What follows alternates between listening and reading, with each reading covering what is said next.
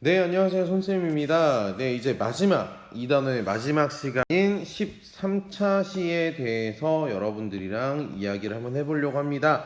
주제는 바로 이 대외 교류에 대해서 살펴볼 겁니다. 지난 시간에 문화를 살펴봤다면, 마지막에 이제 발해의 문화에 대해서도 잠깐 나오긴 할 텐데, 불교 문화에 대해서 잠깐 나올 텐데, 그거 플러스 하는 걸로 보시고요. 간단하게 오늘 내용을 한번 정리 한번 해보도록 하지요. 시작할게요.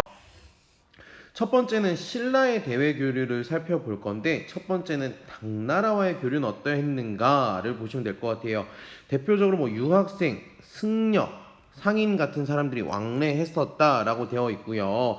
그리고 산둥반도와 창장강 하류 일대에 신라방을 형성했다고 하는데, 이 산둥반도가 여기고요. 창장강 하류 지역이 요 지역입니다. 요쪽에다가 신라방 집단 거주지가 만들어지게 되고요. 네, 유학생들 같은 경우에 아까 지난 시간에 얘기했지만 빈곤과에 합격한 사람들, 승려 같은 경우에 대표적으로 뭐 해초도 인도 가기 전에 들리기도 했었고, 의상 같은 사람도 당나라에 유학을 했었다라고 여러분들 이해하시면 될 것 같습니다. 이해하시겠죠? 넘어갈게요. 그럼 일본과는 어떻게 교류했는가? 일본과는 중개무역을 통해서 주로 교류를 했다고 하는데, 즉 당나라로부터 받고 그거를 다시 일본에다가 판매하는 그 와중에서 수수료를 받는 중개무역의 형태가 있었다. 대표적인 거점이 바로 울산항, 청해진, 당은포 같은 곳인데요. 당은포가 쌤이 알기로는 경기도 화성 지역에 있는 걸로 알고 있습니다. 요거는 추측이니까 보시면 되고, 청해진에 우리 유명한 사람이 하나 있었죠? 누구? 장보고가 있었다. 여러분들 그것도 이해해 주시면 될 것 같습니다. 청해진 여기에 있어요. 네, 넘어갈게요. 그럼 발해는 어떠했는가? 발해는 어떻게 교류를 했는가를 살펴볼 텐데, 대표적인 게 상경성, 여기 상경성 있죠? 당나라, 신라, 일본 거란과 연결된 교통로를 통해서 사신과 상인 등의 왕래가 이루어진 국제도시라고 되어 있습니다. 근데 우리 지난 시간에 했어요. 어디를 닮았다?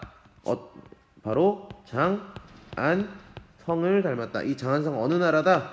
당나라에 있는 장안성과 비슷하다라고 보시면 될 것 같고요. 그리고 당과는 이제 문왕 이후 활발히 교류했다. 왜? Why? 무왕 때는 당과 사이가 좋지 않았으니까.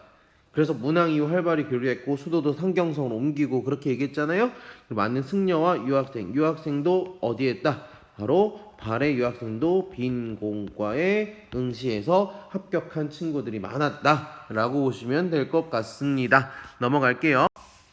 그리고 일본과는 어떻게 교류했는가? 일본은 일찍부터 친선 관계를 유지를 했다. 일본과 친선 관계를 유지했고, 신라도 뭐 사이가 안 좋을 때도 있고 좋을 때도 있었지만, 그래도 신라도를 통해서 사신이랑 왕래를 했었다.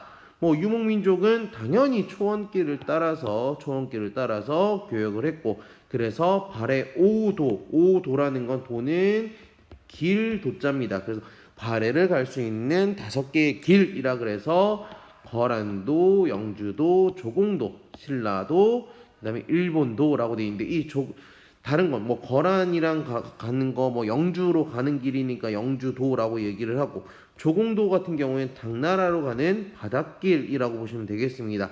일본도도 마찬가지고요. 넘어갈게요.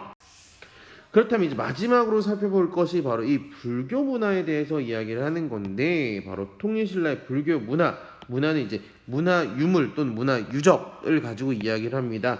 통일신라는 주로 어디에 있었을까? 바로 경주에 많이 있었다라고 보시면 될 것 같고요. 대표적인 것이 바로 이 불국사와 석굴암이겠죠. 이 불국사와 석굴암은 바로 통일신라 때의 불교 문화이다라고 보시면 되겠고요. 불국사는 여러분 아시다시피 3층 석탑과 다보탑이 있습니다. 그리고 석굴암, 쌤 사진으로 나와 있죠?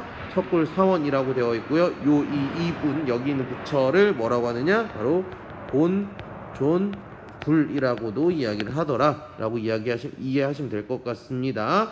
그리고 이 남산은 서울에 있는 남산 아니에요? 어디에 있는 남산이다? 경주에 있는 남산이다. 산 전체에 사찰, 터나 탑이나 불상이 엄청나게 밀집되어 있다. 즉 경주는 바로 부처님의 도시다라고 여러분들 보시면 될 것 같아요. 이해하시겠죠? 주로 통일신라는 경주에 유적지가 많이 남아있더라라고만 이해하시면 되겠습니다. 넘어갈게요. 그럼 발해는 어떠했는가? 발해의 불교 문화는 누구를 중심으로? 지배층을 중심으로. 왜 지배층 중심이냐? 지배층이 어떤 사람이 많아? 바로 고구려 출신의 유민들이 많기 때문에 이들을 중심으로 불교가 많이 발달을 했는데, 불상가 같은 경우에는 이불병좌상, 여기 이불병좌상이에요. 왜? 두 개의 부처님이 나란히 앉아있는 불상이다 라고 얘기합니다. 오케이? 다시 한 번 더. 두 개의 부처님이 나란히 앉아있는 불상이라 해서 이불병좌상이라고 보시면 되겠고요. 뭐 석등도 이제 연꽃무늬의 석등이 있고요. 묘탑은 무덤 위에 벽돌로 건립하는 탑이 있는데 대표적인 게 영광탑이 있습니다. 이렇게 이해하시면 될 것 같습니다. 오늘 첫 번째로 나눠본 주제는 대외교류입니다. 대외교류. 그 다음에 불교, 문화, 뭐 유적, 유물 이렇게 보시면 되겠는데요. 대외교류 같은 경우에는 신라는 어떻게 했는가? 신라 같은 경우에는 당나라에는 신라 방이 있었다. 그리고 무역 같은 것들도 많이 했다. 그 다음에 일본과는 주로 중개 무역을 했다. 대표적인 게 당은포, 울산항, 청해진이 있었다. 그 다음에 발해와 같은 경우에는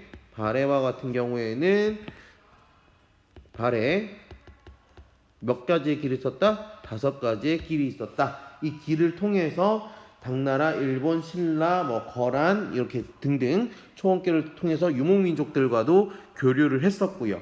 그리고 어떤 거 중요하다? 그렇죠.